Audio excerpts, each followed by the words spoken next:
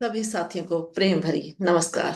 साथियों, जैसा कि हमारा स्वाध्याय चल रहा है योगी कथामृत का, तो आज हम पहुंच चुके हैं उसके 31वें अध्याय में। इसमें हम जानेंगे योगानंद जी जो हैं वो मुलाकात करने जाते हैं लाड़ी महाशय जी की धर्मपत्नी काशीमणि जी से, जो कि बहुत ही अद्भुत जो है किससे अपनी जिंदगी के उनके साथ शेयर करती हैं अपने पति लाड़ी महाशय जी के बारे में। आइए हम सुनते हैं।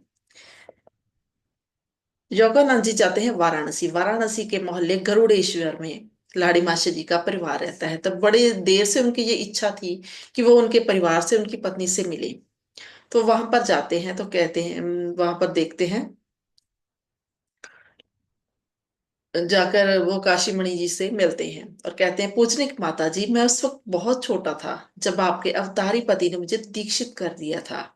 वो मेरे माता पिता और मेरे गुरु श्री युक्तेश्वर जी के भी गुरु थे। क्या आप अपने पवित्र जीवन के कुछ प्रसंग सुनाकर मुझे कृतार्थ करेंगे? तो ये सुनकर जो काशीमणि जी हैं लाड़ी महाशय जी की धर्मपत्नी, वो उनको उनका बहुत ही प्रेम से स्वागत करती हैं, उनको अंदर ले जाती हैं अपने साथ। तो यहाँ पर योगानंद जी हमें बता रहे हैं कि उनमें से आध्यात्मिक सुगंध आ रही थी। वह बिल्कुल एक कमल के फूल की तरह टहक रहे थे। दरमियाने आकार का उनका शरीर था, गोरा रंग था, पतली गर्दन, नेत्र विशाल और तेजस्वी थे। तो उन्हें कहते हैं, आओ पुत्र, तुम्हारा स्वागत है, चलो ऊपरी मंजिल पर हम चलते हैं। वहां पर उनका जो कमरा था, बहुत ही छोटे से कमरे में, वो कहते हैं काशीमणि जी मुझे लेकर जाती हैं, जहां पर कभी वो अपने पति के साथ रहती थी। वहां पर फिर वो बताना शुरू करती हैं कि कितने ही वर्षों के बाद मुझे अपने पति की आध्यात्मिक महानता का स्पष्ट ज्ञान हुआ। उन्होंने बताया कि एक रात को इसी कमरे में मुझे एक स्वप्न दिखाई दिया। तेजस्वी देवते कल्पना से परे मनोहरता के साथ मेरे सर के ऊपर हवा में झूल रहे थे। वो दृश्य इतना असली लग रहा था कि मैं झटपट जाकर उठ बैठी। वो कहते हैं कि अनोखे ढंग से पूरा कमरा एक चौंधियाने वाली रोशनी से एकदम भर गया। मेरे पति पद्मासन में बैठे देवताओं के बीच में घिरे हुए थे। कमरे के बिल्कुल बीच में वो हवा में झूल रहे थे। देवते अपने दोनों हाथ जोड़कर बहुत ही निम्रता से उनकी पूजा कर रहे थे। तो काशिमणि जी कहते हैं कि मैं बहुत हैरान हो गई और मुझे ऐसा लगा जैसे मैं अभी भी कोई सपना तो नहीं देख रही। उसी वक्त वो कहते हैं, लाड़ी मास्टर जी की आवाज आई। जैसे ही मैंने सोचा कि नारी, तुम सपना नहीं देख रही, अपनी नींद का हमेशा हमेशा के लिए त्याग कर दो। फिर वो कहते हैं कि वो धीरे धीरे से जमीन पर नीचे उतर आए। तो मैंने उनके चरणों पर दंडवत प्रणाम किया और कहा कि गुरुदेव, आपके चरणों में मैं बारंबार प्रणाम करती हूँ। अब तक मैंने आपको पति ही माना था। क्या आप मेरा ये अपराध माफ करोगे? और मैं ये जानकर शर्म से मरी जा रही हूँ कि मैं एक दिव्य रूप में जागृत महापुरुष के साथ रहते हुए भी अज्ञानता की गहरी नींद में सोई रही। आज के बाद आप मेरे पति नहीं, गुरु हैं। क्या आप इस अबला नारी को अपनी शागिर्द के रूप में स्वीकार करेंगे? तो काशीमुनि जी कहते हैं, जैसे ही मैंने ये शब्द कही तो गुरुदेव ने मुझे बहुत ही प्यार से स्पर्श किया और कहा, पवित्र आत्मा उठिए, तुम्हें स्वीकार किया जाता है। और उन्होंने देवताओं की तरफ इशारा करके कहा, जो कि उनके कमरे में उस वक्त मौजूद थे, कि इन सभी पूजनिक संतों को बारी बारी से प्रणाम कीजिए। तो काशी मुनि सिंह कहते हैं कि जब मैंने सभी संतों को प्रणाम कर दिया तो देवता स्वरूप सभी संतों की एक सुर में देववाणी गूंज उठी, जो कि प्राचीन वैदिक भाषा जैसी थी। वो बोले, इस दिव्य पुरुष की धर्मपत्नी, आप किस्मत वाले हैं, हम आपको प्रणाम करते हैं। और फिर वो कहते हैं कि उन सभी देवताओं ने मुझे प्रणाम किया। और फिर वो एकदम से उनके दिव्य शरीर जो थे वो अदृश्य हो गए और कमरे में फिर से अंधेरा हो गया। फिर वो कहते हैं कि मेरे गुरुदेव ने, मतलब उनके पति ने, उनको दीक्षा लेने के लिए कहा। तो काशी मुनि जी ने कहा, जरूर, मुझे अफसोस है कि मुझे ये सौभाग्य पहले क्यों नहीं प्राप्त हुआ। तो इस पर लाड़ी महाशय जी बोले, क्योंकि अभी तुम्हारा दीक्षित होने का समय नहीं आया था। मैं तुम्हारे बहुत से कर्मों को चुपचाप से नष्ट करके तुम्हारी सहायता कर रहा था। अब तुम तैयार भी हो और इच्छुक भी। फिर वो कहते हैं कि उन्होंने मेरे ललाट को स्पर्श किया।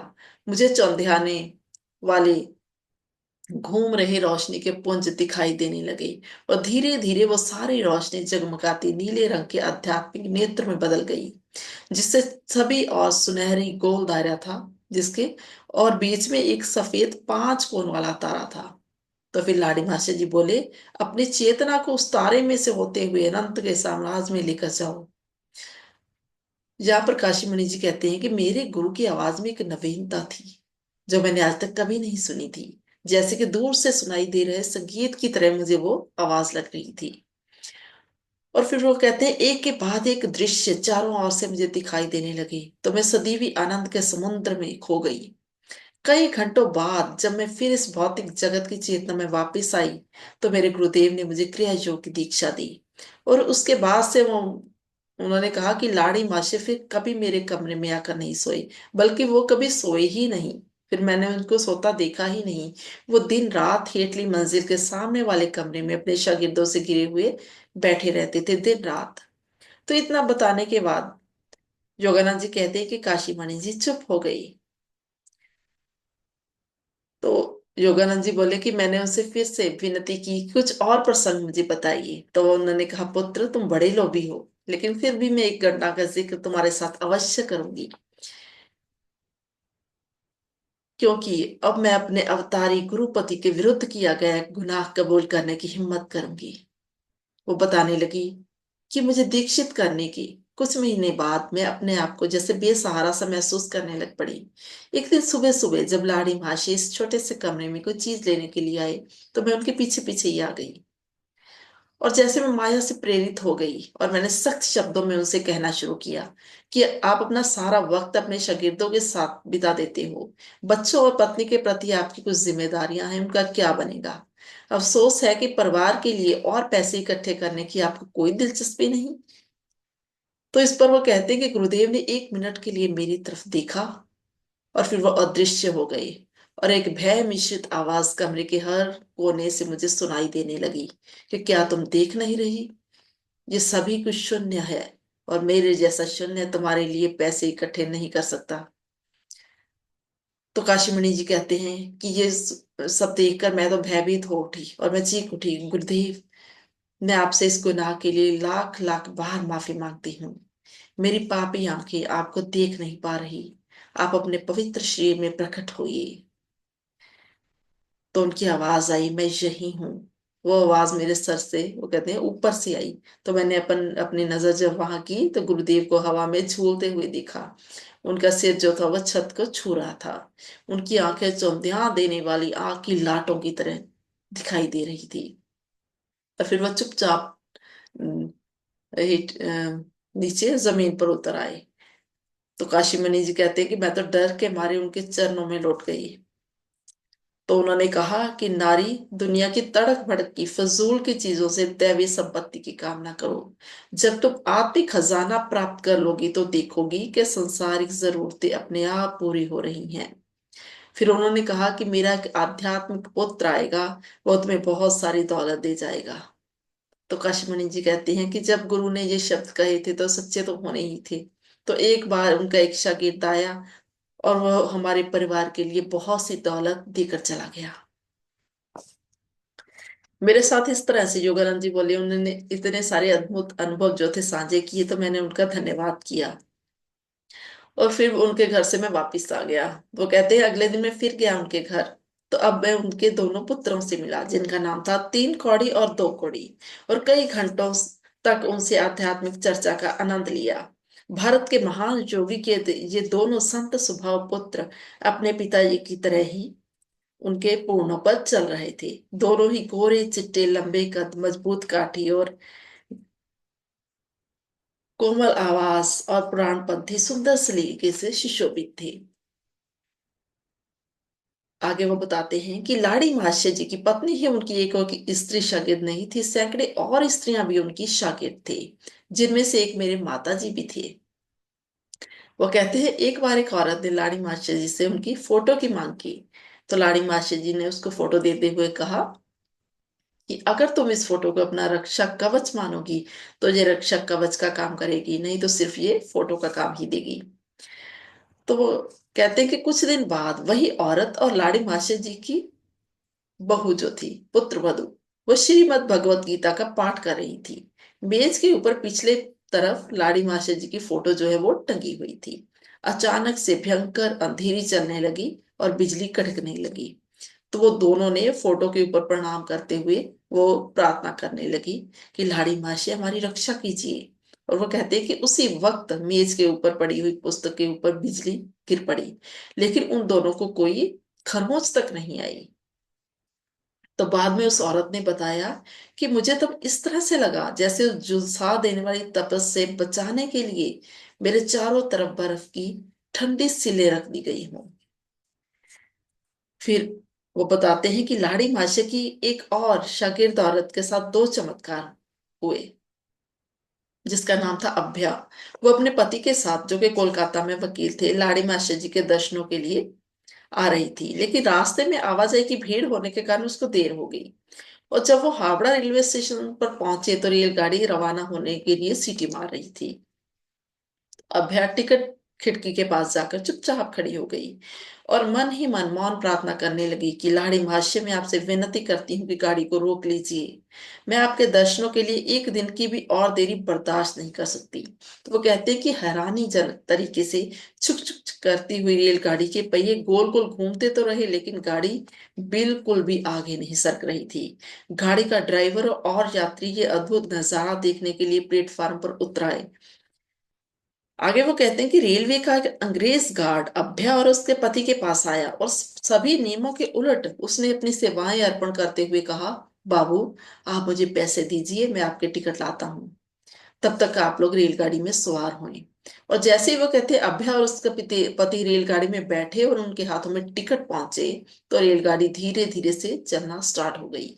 और फिर बड़ी तेजी के साथ ड्राइवर और अन्य यात्री जो कि उतरे हुए थे नीचे, वो भी तेजी के साथ भाग भाग कर अपनी सीटों पर बैठ गए। और किसी को ये समझ में नहीं आ रहा था कि क्यों गाड़ी पहले रुकी थी और क्यों वो अचानक से चल पड़ी।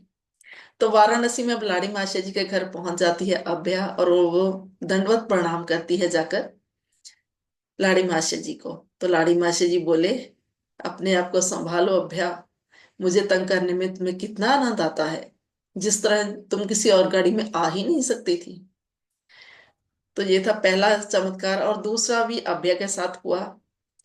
एक बार वो फिर लाड़ी माशा जी से मिलने आई। इस बार वो उसे संतान चाहिए थी। उसने विनती की आकर कि मेरी जो नौवीं संतान अब होगी वो जिंदा रहे, क्योंकि मेरे जो 8 बच्चे पहले हुए वो सारे के सारे जन्म के बाद मर गए थे। तो लाड़ी मास्टर जी ने कहा, ठीक है, तुम्हारी आने वाली संतान बच जाएगी। मेरी हिदायतों की ध्यान पूर्वक लेकिन तुम्हें पालना करनी होगी। तुम्हारा बच्चा जो कि एक लड़की होगी, उसका जन्म रात के वक्त होगा। और इस बात का ध्यान रखना कि तेल का दिया पूरी रात सूरज चढ़ने तक जगता रहे। रात को सो मत जाना, ताकि दिए को बुझने का मौका मिल जाए। तो ठीक कहते हैं, उसी तरह से हुआ। अभ्या कहती है कि जिस तरह से सर्प किया था गुरु ने देख लिया था। अभ्या के लड़की पैदा हुई और उसका जन्म भी रात के वक्त हुआ। उसने अपनी दाई को, अभ्या ने, तेल का दिया जो था पूरा भरा रखने के लिए हदायत कर दी थी। और दोनों औरतें तकरीबन सारी रात वो जागती भी रहीं, लेकिन आखिर को उनको नींद आ ही गई। और दिए का तेल जो था वो लगभग खत्म हो चुका था और उसकी जो बाती थी वो फड़फड़ा रही थी। तो अचानक से कमरे के दरवाजे का कुंडा खड़का और जोर की आवाज के साथ दरवाजा खुल गया। तो दोनों औरतें चौंक कर जाग पड़ी और उनकी अचंभित नजरों ने देखा लाड़ी महाशय सामने खड़े थे। और उन्होंने कहा, अभ्या देखो, दिया लगभग बुझ गया है। तो दाई एकदम से उठी और वो दिए में तेल डालने लगी। और जैसे ही दिए की लौ तेज हुई, साथ ही लाड़ी मासे जो वहां खड़े थे वो अंतर्ध्यान हो गए, वहां से अलोप हो गए। और दरवाजा, वो कहते हैं, अपने आप से बंद हो गया। जैसे कि कुंडी पहले से लगी हुई थी, वैसे ही कुंडी भी अपने आप से लग गई। फिर वो कहते हैं अभ्या की नौवीं संतान जो थी वो बच गई। और 1935 में योगानंद जी कहते हैं, जब मैंने उसके बारे में पता किया तब भी वो अभी जिंदा थी। तो आगे वो कहते हैं कि लाड़ी मास्टर जी के एक और शागिर्द थे, श्री काली कुमार राय। उन्होंने भी काफी रोचक किस्से उनके बारे में बताए, अपनी गुरु लाड़ी मास्टर जी के बताए बारे में। तो उन्होंने बताया कि मैं अक्सर ही वाराणसी में लाड़ी मास्टर जी के घर एक ही वक्त में लगातार कितने कितने हफ्ते मेहमान बनकर उनके यहाँ रहता था। तो मैं देखा करता था कि अनेक साधु संत दंडी स्वामी रात की शांतमय एकांत में गुरुदेव के चरणों में बैठने के लिए आते थे। कभी कभी वो ध्यान और दार्शनिक तत्वों के ऊपर चर्चा छेड़ देते थे। वो सुबह सुबह होते ही लेकिन वो सभी महात्मा चले जाते थे। और जब कभी मैं वहां पर होता तो मैं देखता कि लाड़ी मास्टर कभी भी सोए नहीं थे। और फिर वो बताते हैं श्री राय कि जब मैं गुरुदेव से मिला था तो मेरा जो मालिक था जहां मैं काम करता था वो एकदम से विरुद्ध था। और वो कहता था कि मुझे अपने मुलाजमों में कोई धार्मिक कट्टरपंथी नहीं चाहिए। और साथ ही वो कहता मुझे कि अगर मेरी मुलाकात तेरे पखंडी गुरु से हो जाए तो मैं उसको ऐसी खरी खरी सुनाऊंगा कि वो जिंदगी भर याद रखेगा। लेकिन श्री राय कहते हैं कि मुझ पर उसकी धमकी का कोई असर नहीं होता था। मैं नियमित रूप से हर रोज शाम को गुरुदेव के पास आता था। तो एक रात वो कहते हैं मेरा मालिक भी मेरा पीछा करते करते लाड़ी मास्टर जी को के साथ बदतमीजी करने के लिए आ पहुंचा। तो जैसे ही वो कमरे में दाखिल हुआ उस कमरे में 12 शागिर्द बैठे थे। तो उसको देखते ही कहा, लाड़ी मास्टर जी ने सभी की और इशारा किया कि क्या तुम आज एक सिनेमा देखना पसंद करोगे? तो सभी ने हाँ कर दी। तो लाड़ी मास्टर जी बोले बैठक में अंधेरा कर दो। तो सभी ने कर दिया। तो फिर उन्होंने कहा कि गोल दायरे में बैठ जाओ, एक दूसरे के पीछे बैठकर अपने आगे बैठे व्यक्ति की आंखों के ऊपर हाथ रख लो। तो श्री राय यहाँ पर कहते हैं कि मेरा जो मालिक पीछे आया था ना मेरे पीछे वो भी उसी तरह से करने लगा जैसा कि वो निर्देश दे रहे थे। तो कुछ मिनटों बाद लाड़ी मास्टर जी पूछने लगे क्या तुम लोगों को कुछ दिखाई दे रहा है? तो श्री राय बोले कि मैंने जवाब दिया कि गुरुदेव एक सुंदर स्त्री दिखाई दे रही है। उसने लाल किनारे वाली साड़ी पहनी हुई है, वो समुद्र शोक की बेल के पास खड़ी है। और बाकी सबसे उन्होंने जब पूछा सभी ने एक यही जवाब दिया।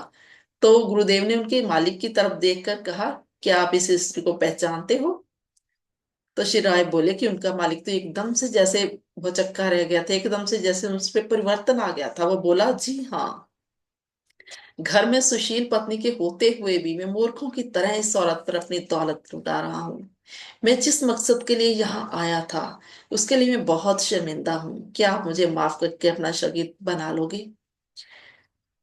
तो लाड़ी मासी जी बोले, अगर तुम 6 महीने तक सदाचार जिंदगी बिताने में सफल हो गए तो मैं तुम्हें अपने शागिर्द के रूप में अपना लूंगा, नहीं तो शायद तुम्हें दीक्षा देने की नौबत ही नहीं आएगी। तो फिर श्री राय कहते हैं कि 3 महीने उस व्यक्ति ने सदाचारक जीवन जिया, लेकिन बाद में फिर उसी औरत के साथ उसने अपने संबंध दोबारा से स्थापित कर लिए और उससे 2 महीने बाद उसकी मृत्यु हो गई। तो श्री राय कहते हैं कि जो कि गुरुदेव ने उस वक्त शब्द कहे थे ना कि शायद मुझे तुम्हें दीक्षा देने की नौबत ही ना आए, तो आज मुझे उसके अर्थ समझ में आ रहे थे कि उन्होंने रहस्यमयी शब्द ये क्यों कहे थे। क्योंकि वो तो सब जानते थे कि इसकी तो मृत्यु आने वाली है और इस जन्म में इसकी जो मुक्ति है वो हो नहीं सकती, इसको दीक्षा मिल नहीं सकती। तो ये था हमारा आज का अध्याय सुंदर सा। उम्मीद करती हूँ आपको पसंद आया होगा। मुझे सुनने के लिए आप सभी का बहुत बहुत शुक्रिया। अगर आपको मेरा स्वाध्याय अच्छा लग रहा है तो कृपया अपने अन्य साथियों के साथ शेयर भी जरूर कीजिएगा। मुझे इतने प्रेम से सुनने के लिए शुक्रिया। जल्दी ही फिर मिलेंगे नेक्स्ट वीडियो में।